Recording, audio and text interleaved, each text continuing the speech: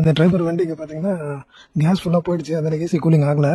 மெக்கானிக்கிட்ட கொண்டு போய் விட்டதுக்கு எல்லாத்தையும் எதாவது மாற்றணும்னு சொல்லியிருக்காங்க. ஸோ இப்போ நம்ம கேஸ் ஏற்றி ஃபில் பண்ணி செக் பண்ணி பார்த்துருவோம். இதுக்கு எங்கே இருக்குன்னா ஹை ப்ரெஷர் வால்வு ஓப்பன் பண்ணக்கூடாது, லோ ப்ரெஷர் வால்வில் தான் நம்ம ஃபில் பண்ணணும்.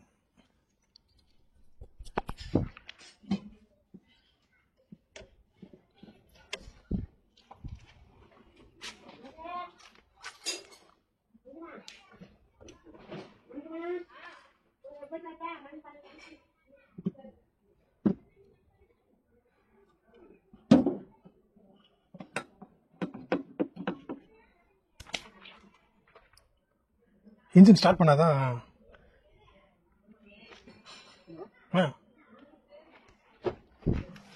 ஸ்டார்ட் பண்ணிட்டு கேஸ் ஃபில் பண்ண வேண்டியதான்.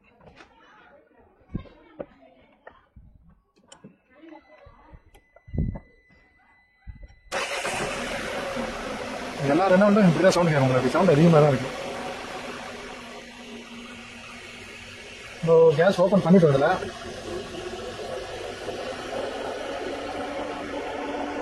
ஏசி ஆன் பண்ணுங்க. உள்ள கேஸ் ஏறுது பாருங்க.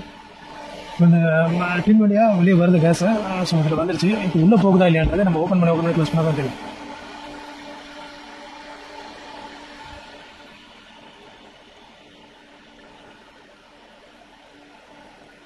உள்ள கூலிங் ஆகுதுன்னு ஒரு செக் பண்ணுங்க.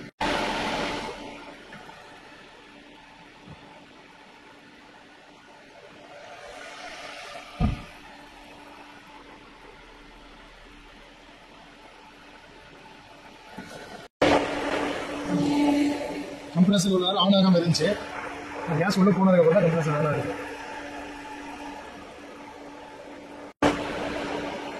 இன்னொன்று தான் வாங்கணும். 1.5 கிலோ கொடுக்குற மாதிரி நெட்டில் போட்டால் காமிக்குது. ஆனால் சின்ன வண்டிக்கு 1 போட்டாலே ஏறிடுச்சு. கொஞ்சம் கூட வேறு ஆனே ஆகலையா?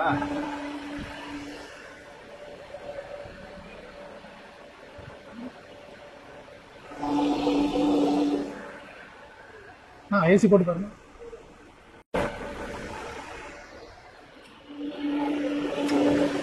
இப்போ ஆன் ஆகுது கம்ப்ரஸர்.